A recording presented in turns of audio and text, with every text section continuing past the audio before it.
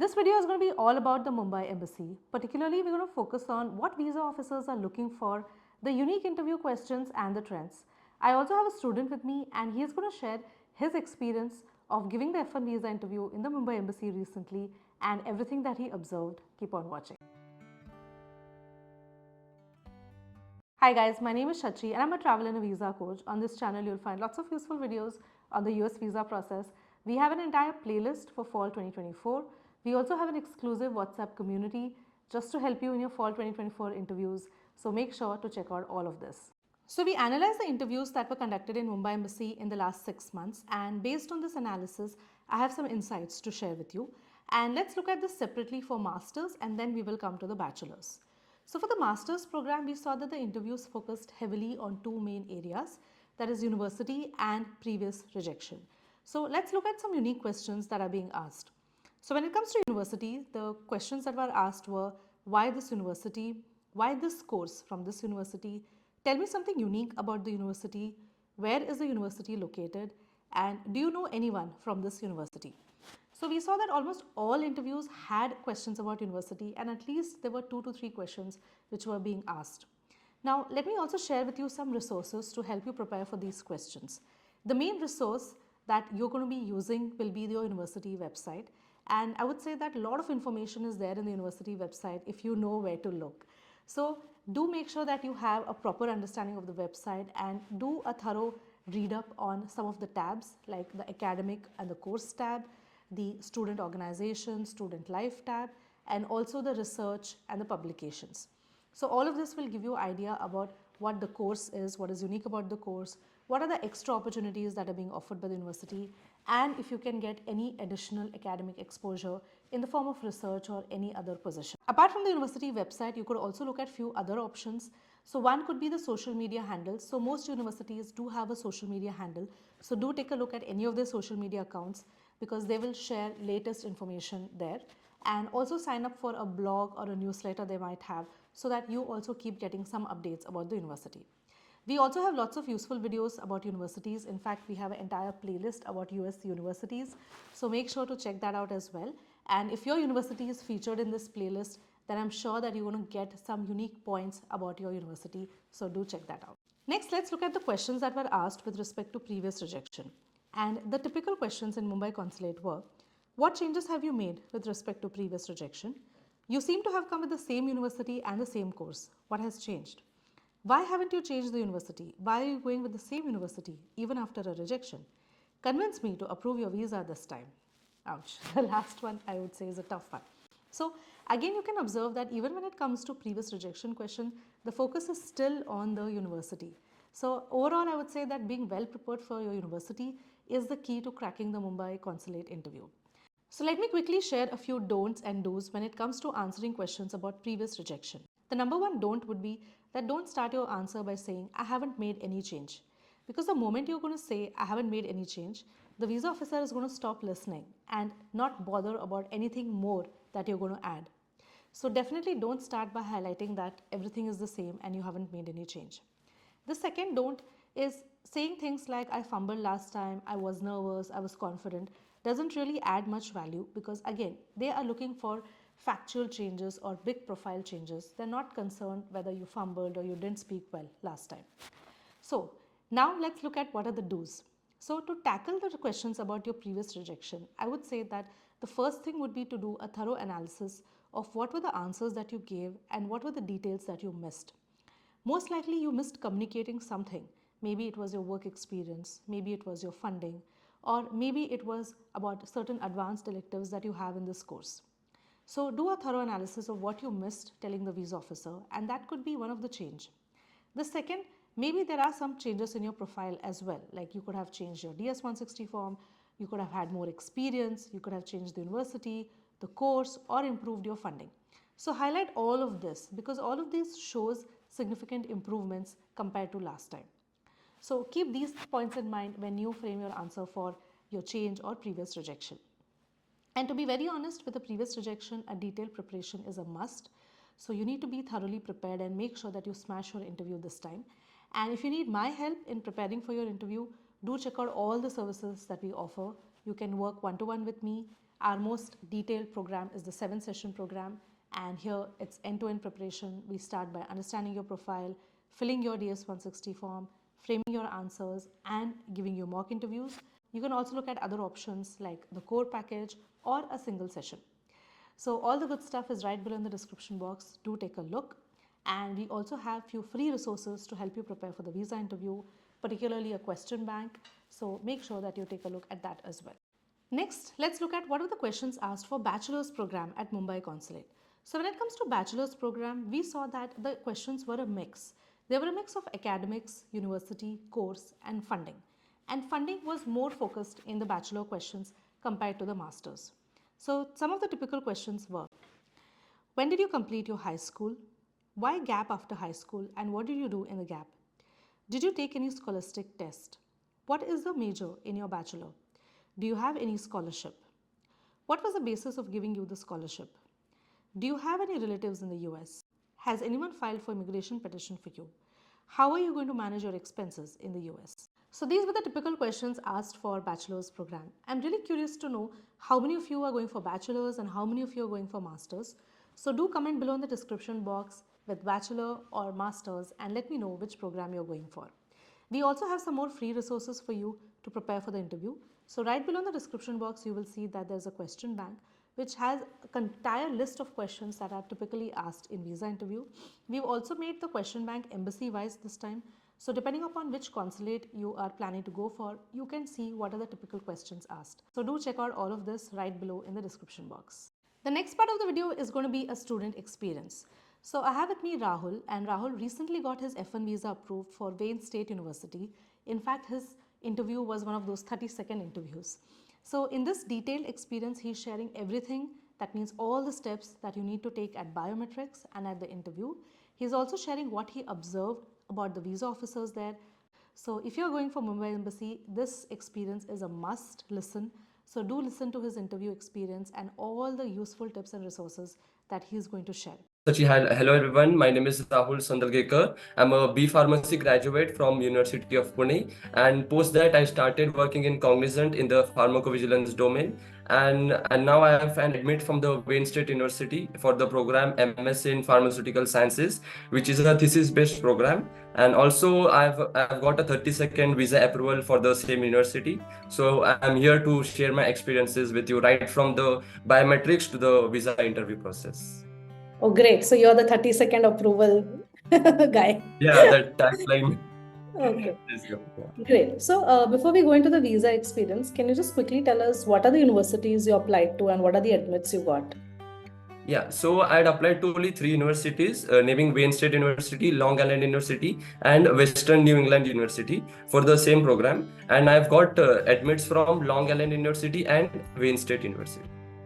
Okay, and you picked Wayne State over that. Yeah, I picked Wayne State over Long Island.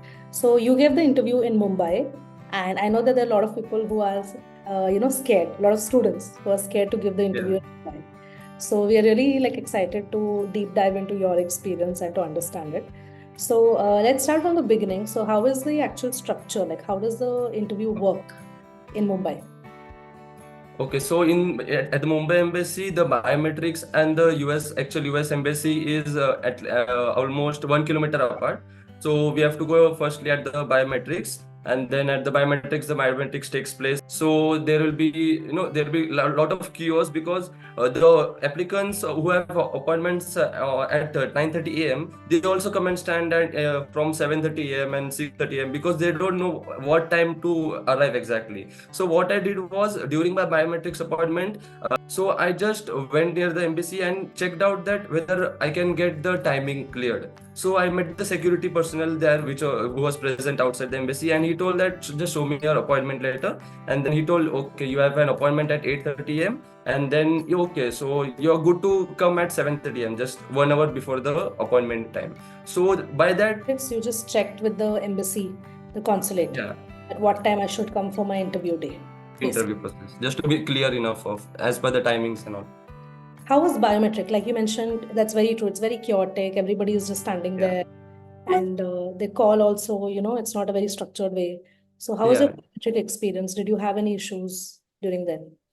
Okay, in terms of my biometric experience, I don't have any issue as such, but I can suggest some precautions or things to be aware of. So I suggest you to reach there before time, at least before 45 minutes of your appointment time, even though it's written on the letter, this thing, application letter that just be on time, just don't go in advance.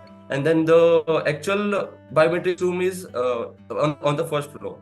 So on the first floor, they direct us. All boards and directions are given. We need not worry about that.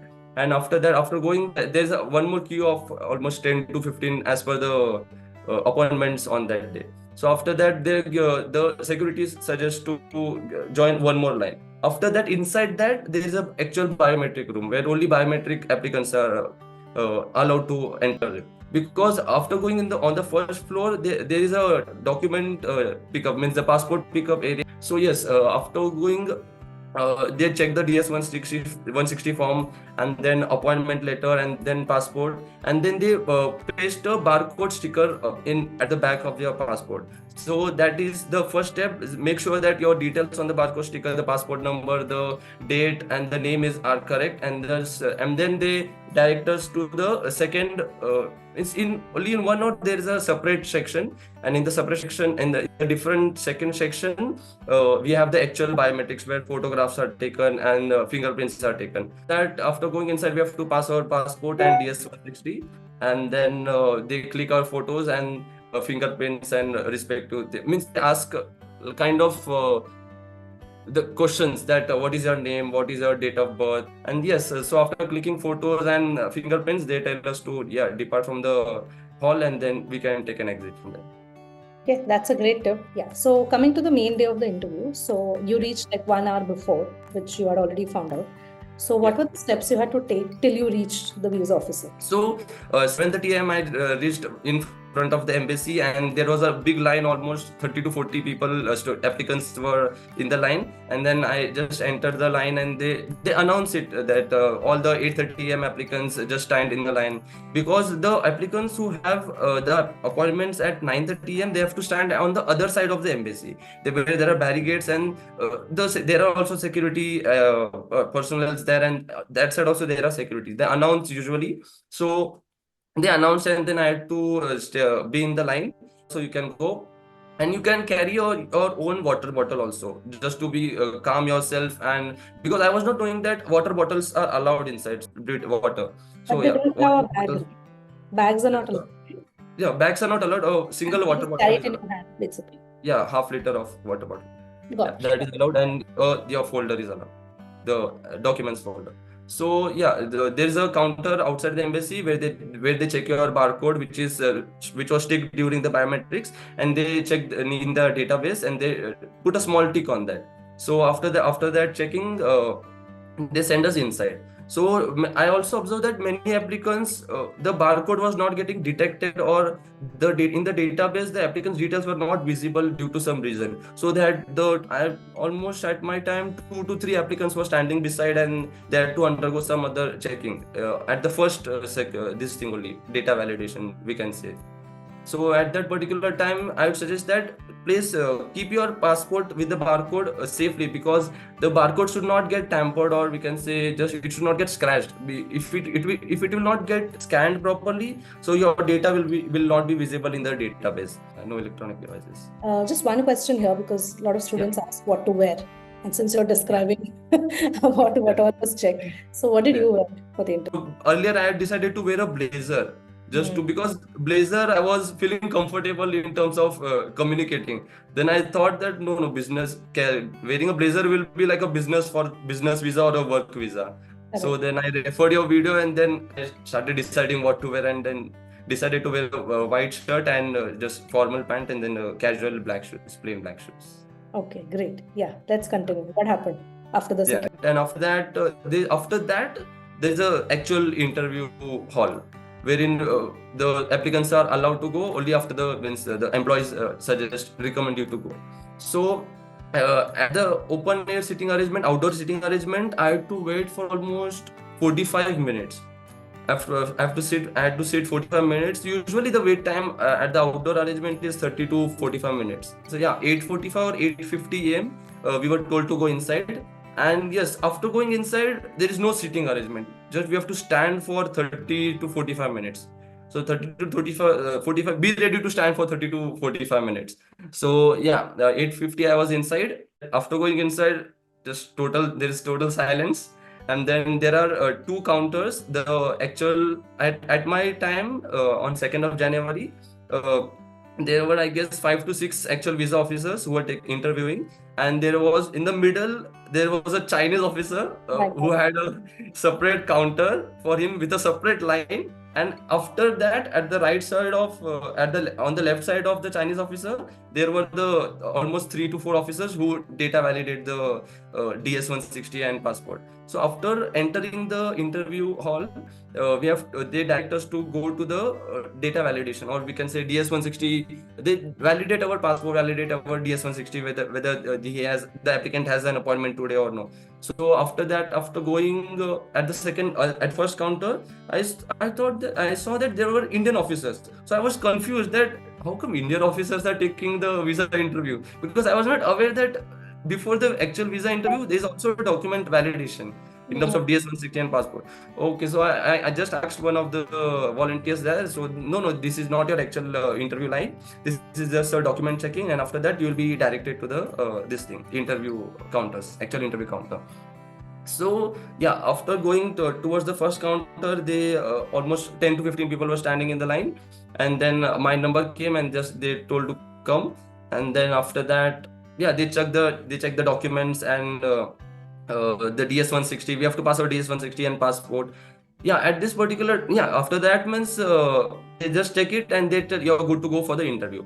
So the volunteers just tell us which line to join. And at that particular moment, I would tell that pass your documents in a proper way, because I had seen many applicants means you have to keep your DS-160, your passport, and also CVS receipt is compulsory. Some of the officers were asking for a CVS receipt also. So keep your DS-160, passport, and CVS receipt. And just practice passing it properly, because some of the applicants were passing first the DS-160, then the CVS receipt, and then the passport. So that irritates the visa officer in terms of, again he has to grab his hand and take the documents. So you can practice that at the biometrics also, because it's the same counter. I was sent to counter number 28. So and I would tell that as soon as you start, or as soon as you stand on the line in front of the visa officer, means you are on the fourth position, and in front of you 3 applicants are there, and after that the actual visa counter is there. So as soon as you stand on the third position or fourth position, visa officer can see you, we can see the visa officer.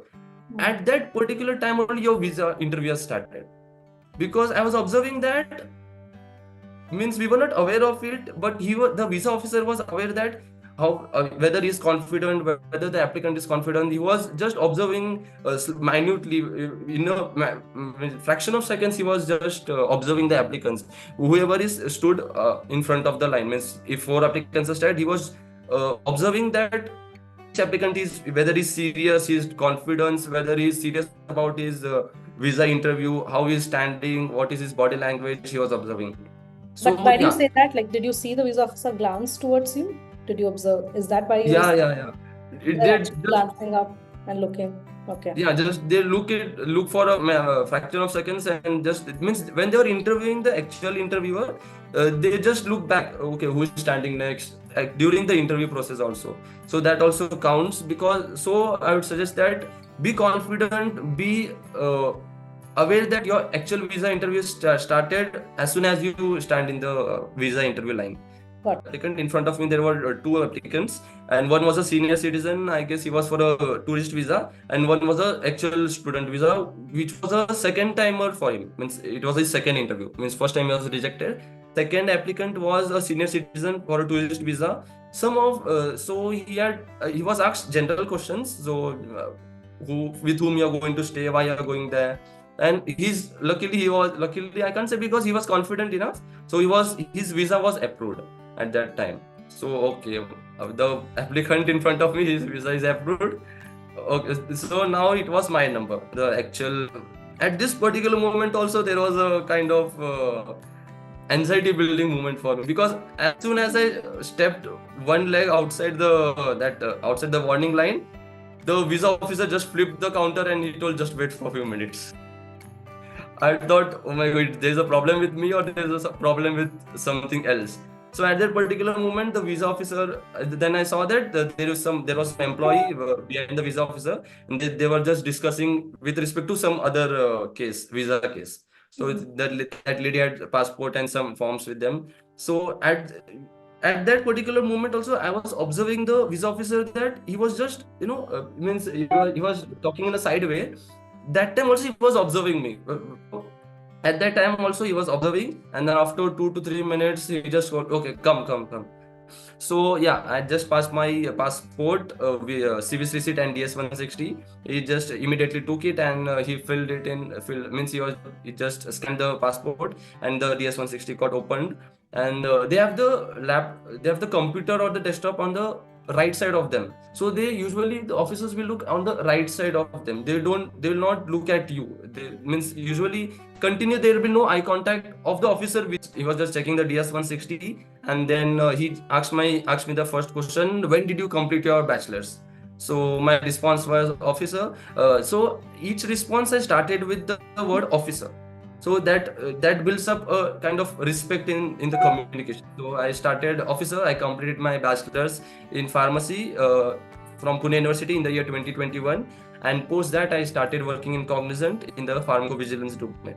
So here I want to add one thing, that even though the officer had asked only that when did you complete your bachelor's, but if you add on that what did you do after your bachelor's, because in the DS-160 it is visible for him that after your bachelor's you worked in Cognizant. But at that particular moment, even if you add that after bachelor's worked in Cognizant in the pharmacovigilance domain, so yes, the officer builds that confidence. So yes, he's actually serious, and then he knows where the communication should go, or how should be the flow of the interview. So that was my first response. And then second thing, the most famous for the 2024 intake, why this university? So it was, why did you choose Wayne State University? And it was asked, for this I had prepared 3 points. In terms of the curriculum, electives, seminars were there, and in terms of professors, and in terms of the research laboratories. So first one was unique courses and electives. Second was the professors. And as soon as I started the professor point, I had prepared my response to describe 2 of the professors, and then go to the actual project work.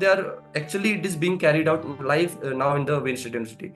So I took the name of the first professor. No, I don't want to hear all this. The visa officer, no, I don't want to hear all this.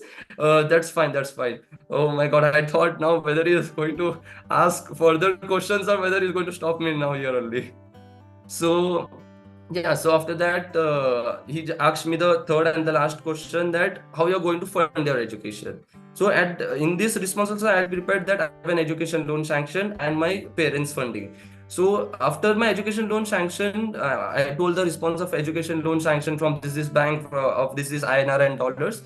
After that, as soon as I was proceeding for the parents thing, no, it's fine. I'm approving your visa. Oh my god, it was just millisecond of change of, we can say, sentences, and he just told, yeah, okay, I'm approving your visa. And he just kept the passport on the left side near there is a box for the approved passports.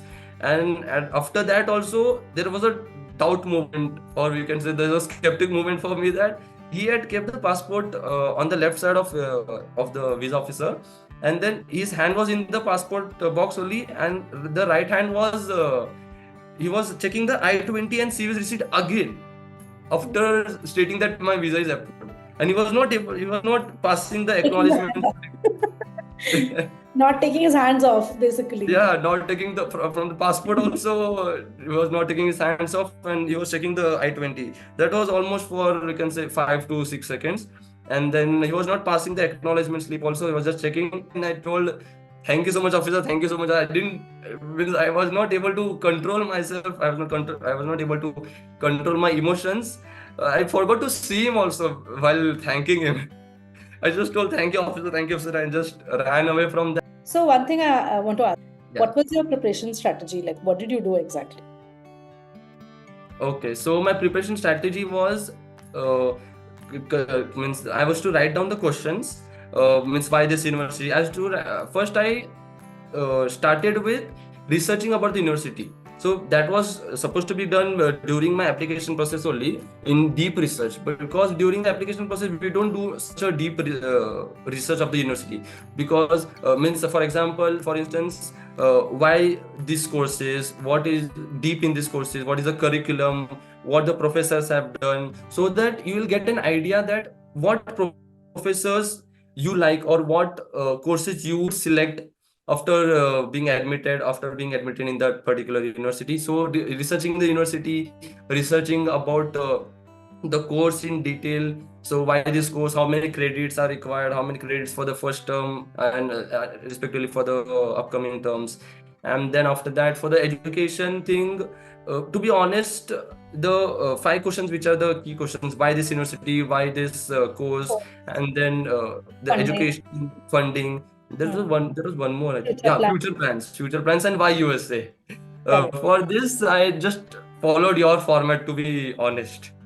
Means I used to see multiple visa videos, but the workshop which I attended, your workshop which I attended, the format which you had given or which you explained during the presentation was really comfortable or compatible for me to just prepare for my visa interview. So I just followed that format for the five key questions. I just prepared the table for the funding, and then why this university, the unique courses available, electives available, professors, then why USA, then how your course in India is different from the course which is available in USA.